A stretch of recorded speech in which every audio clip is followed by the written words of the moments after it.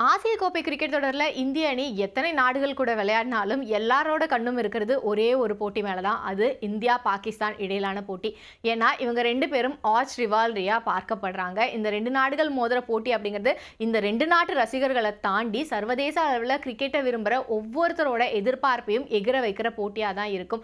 அதை சுற்றி நிறைய பிஸ்னஸுமே இருக்கு அப்படிங்கிறதும் நமக்கு தெரிஞ்சது தான். உதாரணத்துக்கு சொல்லணும் அப்படின்னா இந்த ஆசிய கோப்பையை எடுத்துக்கிட்டாலே இந்த 2 அணிகள் விளையாடுற போட்டி ஒளிபரப்பு உரிமம் தான் வந்து அதிக தொகைக்கு போயிருக்கு. அதே மாதிரி இதற்காக போடக்கூடிய விளம்பரங்களுக்கான தொகை அப்படிங்கிறதே வந்து மற்ற போட்டிகளை ஒப்பிடும்போது அதிக அளவில் இருக்கு. ஸோ அந்த அளவுக்கு எதிர்பார்ப்பை ஏற்படுத்தி இருக்கக்கூடிய இந்த போட்டி அப்படிங்கிறது செப்டம்பர் 14ஆம் தேதி நடத்த திட்டமிடப்பட்டிருக்கு. ஆனால் இந்த போட்டிக்கான டிக்கெட் விற்பனை அப்படிங்கிறது இதுவரைக்கும் தொடங்கப்படாமல் இருக்கு.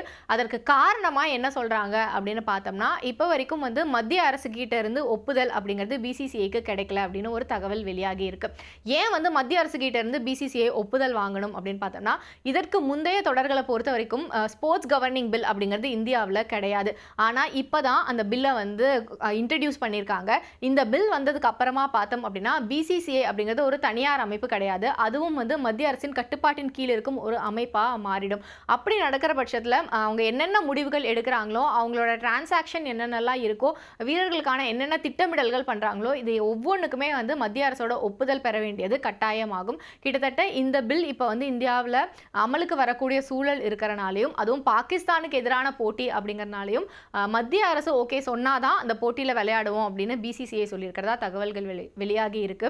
இந்த தொடர் ஆரம்பிக்கிறதுக்கு முன்னாடியே வந்து இந்த இந்தியா பாகிஸ்தான் போட்டி நடக்குமா, இந்த தொடர்லேயே முதல்ல இந்தியா கலந்துப்பாங்களா அப்படிங்கிற மாதிரியான கேள்விகள்லாம் இருந்தது. இருந்தாலும் அது எல்லாத்தையும் மீறி ஒரு போல்டு டிசிஷன் தான் வந்து பிசிசிஐ எடுத்து நிச்சயமாக இந்த தொடரில் இந்திய அணி பங்கேற்கும் அப்படின்னு அறிவிச்சிருந்தாங்க. அதே மாதிரி பிசிசிஐயோட ஒப்புதல் பெற்று தான் இந்தியாவும் பாகிஸ்தானும் ஒரே குரூப்ல இருக்கிற மாதிரி போட்டி அட்டவணை அப்படிங்கிறது வடிவமைக்கப்பட்டது.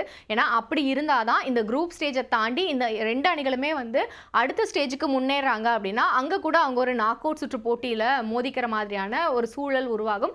அது வந்து இந்த தொடருக்கான பிசினஸ் வேல்யூவை இன்னும் ஜாஸ்தி பண்ணும் அப்படிங்கிறதும் அதற்கு ஒரு மிக முக்கியமான காரணமாக இருந்தது. ஸோ இப்படிப்பட்ட சூழல்ல இன்னும் 4 நாட்கள் மட்டுமே இருக்கிற பட்சத்தில் டிக்கெட் விற்பனை அப்படிங்கிறது 1-2 நாட்களுக்குள்ள தொடங்கும் அப்படின்னு எதிர்பார்க்கப்படுது. ஞாயிற்றுக்கிழமை இந்த போட்டி நடக்கிறதுனால டிக்கெட்டுக்கான டிமாண்ட்ஸுமே ரொம்பவே அதிகமாக இருக்கும். அப்படிங்கிறனால கூடிய சீக்கிரத்திலேயே டிக்கெட் விற்பனையை ஓப்பன் பண்ணணும் அப்படிங்கிறது அந்த நாட்டு, அதாவது போட்டி நடக்கக்கூடிய ஐக்கிய அரபு அமீரகத்தில் இருக்கிற ரசிகர்களோட எதிர்பார்ப்பாக இருக்கு.